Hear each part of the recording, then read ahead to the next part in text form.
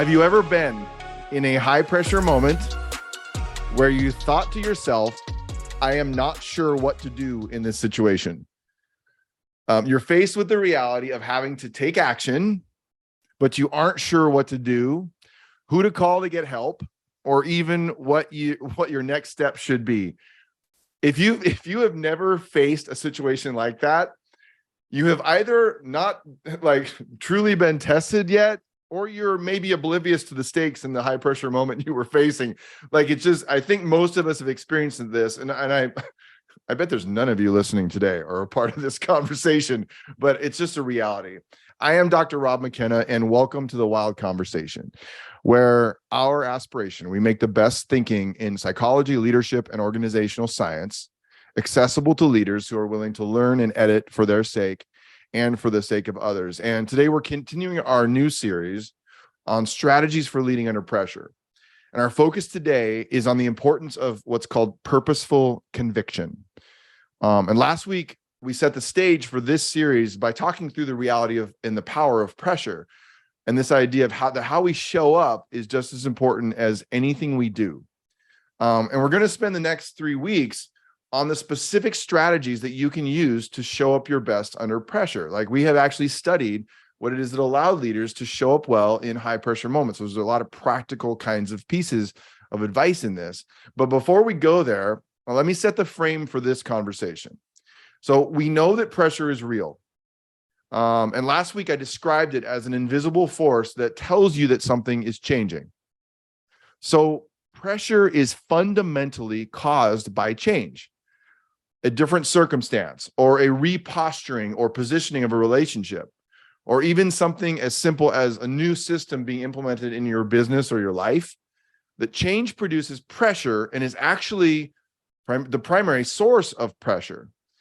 And if nothing is changing for us as human beings, the pressure is sometimes quite low in those moments where it's not changing. But as soon as we realize the actual change is happening, or even that a change is necessary, I think that's why when nothing is happening can actually create pressure, right? We sort of realize that change is necessary. Now it's game on. And I think that's also why organizations are pressure factories, because change is constant for most of us. And new systems, new people, new conversations, new leadership, new products, new changes in the environment or industry we're a part of, or even personal changes. You put enough people together on mission, moving in the same direction, and change becomes a necessary constant for movement forward. That's called an organization, right? So that's kind of what it's all about. So what's happening psychologically and relationally during high pressure moments, that's important for us to understand. And most every high change moment involving human beings creates moments where two necessary realities emerge. A reality that's within us, and a reality that it's also about what's within everybody else. Like that is the fundamental thing we deal with in even developing leader capacity. And what makes this so interesting from a leadership perspective is that, it's funny, is before you're a leader, you sometimes get to have your convictions, like what's important to you, in a vacuum. Like, I don't know if that's even realistic to say, but sometimes I think that's true. And as soon as you become the leader of others, and I would describe that as someone going first with direct responsibility for the work and development of other people, as soon as you have that, your convictions no longer occur in a vacuum. Or as one of my favorite authors, Thomas Merton, in his book, No Man is an Island, said, we do not live our lives in a cloister. I love words like cloister because it makes you go look it up. I love these words. Because it's not, now you are responsible for not only what's important to you, but for being mindful of what's important to everyone else. And mindfulness likely isn't enough. We have to actually be willing to pay attention to what others are thinking while also paying attention to what's happening within us. So what experts in family systems thinking, and I'll tell you that we do a lot of work on this whole area. And a lot of the best work that we saw has come out of family systems theory. They describe this as differentiation, leadership differentiation, what's happening within us and between us. And it's almost like a healthy cell that divides in half and becomes two cells with healthy boundaries, but that's still a part of the body. A healthy and mature leader is someone who is clear about who they are and what's important to them, but is also still connected into what's important to others. So that's why I think the concept of cell differentiation is an interesting little way to think about this. This is also as simple as me in a conversation with my wife, and I hope I'm not the only person who's had this conversation with a loved one about something that's important, and staying clear while also staying connected to her. And I would say that those kind of conversations are very, very much like most other high pressure conversations and experiences we have inside our organization. What we also know is that we also, each of us, we have defaults. And I would say that some of us in high pressure situations lean more heavily toward what we think is important, and that others of us have a different default where we lean more heavily upon paying attention to what's important to everyone else, like to what everyone else is thinking, needing, and feeling. So I think one thing is just to identify that. So for yourself, so in our best world, we would move toward our default and understanding that, but be working hard at doing both things at the same time, both paying attention to what's important to us and what's going on in other people. So this is the fundamental truth, and it is the goal to be differentiated, but what can we do about it? So like if I stopped here, you might be thinking, great, Rob, so I'm supposed to stay true to myself and true to everyone else. So that's super easy. Thanks for being a part of the wild conversation.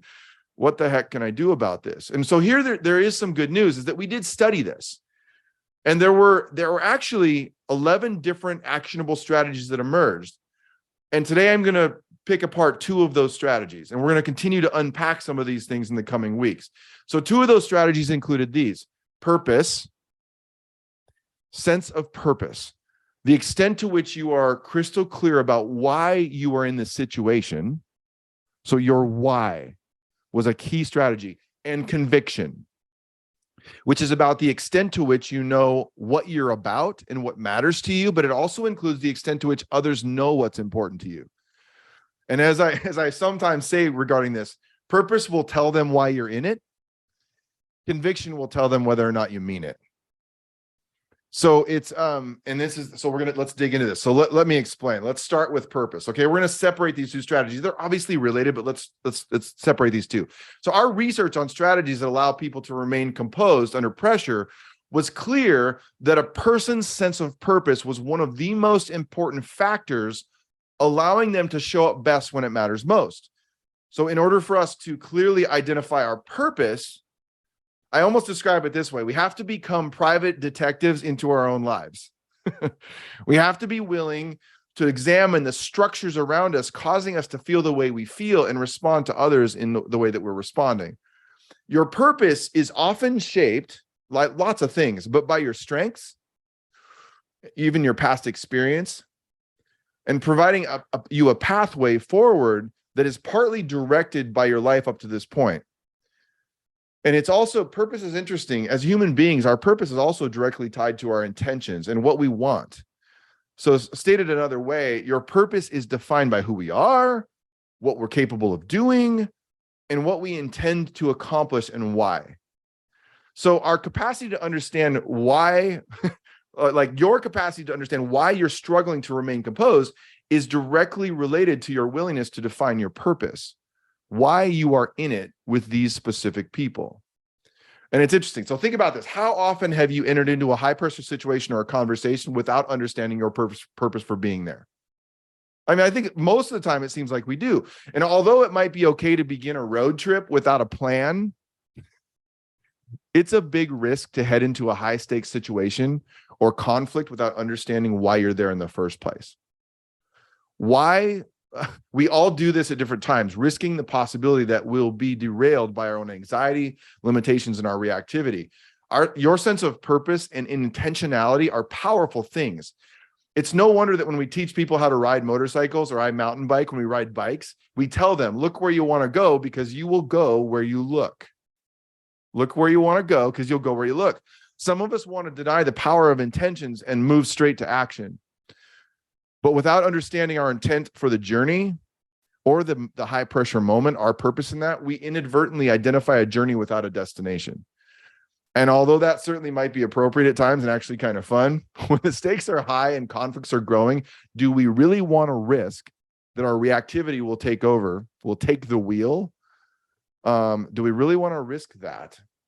And purpose will be lost. I've seen the power of intent and purpose help people, and the lack of it do tremendous damage. And so if we're going to build up a generation of leaders who have the capacity to confront pressure head on, whether those are conversations with a close friend, situations where we're confronting injustice in the world, we need, or just a simple conversation at work, we need to be mindful of the power of purpose and intention. And I think that it's an interesting place that we would start, whether it's a job interview, a conflict at work, or that, I don't know why this came to mind, or a meeting with your child's teacher. I had a few of those over my lifetime. I don't do that anymore. My sons are in college, so we don't do that anymore. That would be weird. But writing down your purpose for being there in the first place is key. And I would say it's one of the reasons that every time the Wild Leaders team meets with anyone, and we did this, we even think about this morning for the Wild Conversation. We think about who will be there, who are the leaders that will be there.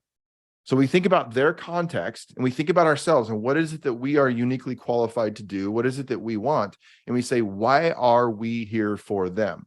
And the reason why we do that is because we know that answering that question will center us, will provide the anchor if everything else goes south.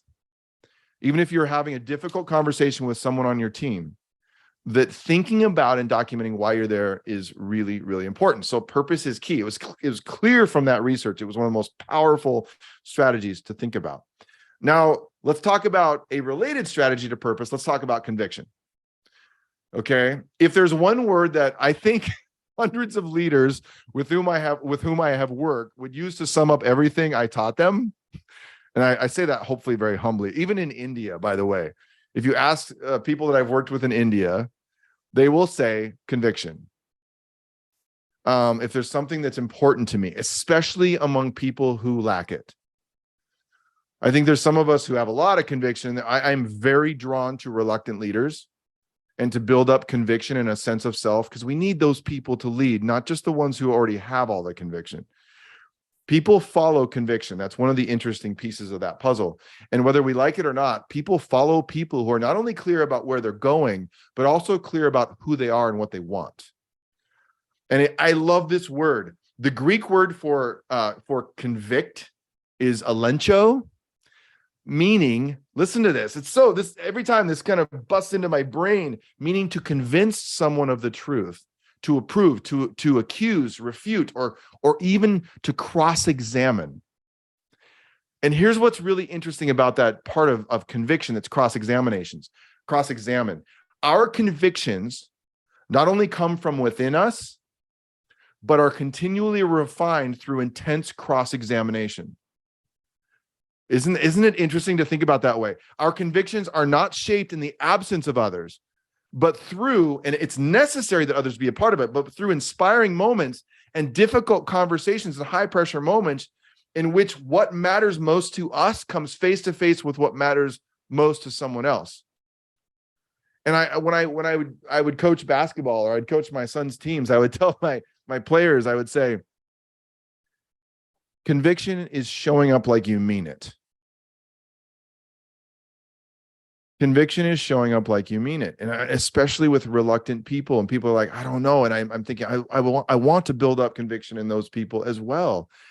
In order to show up like we mean it, something has to matter to us.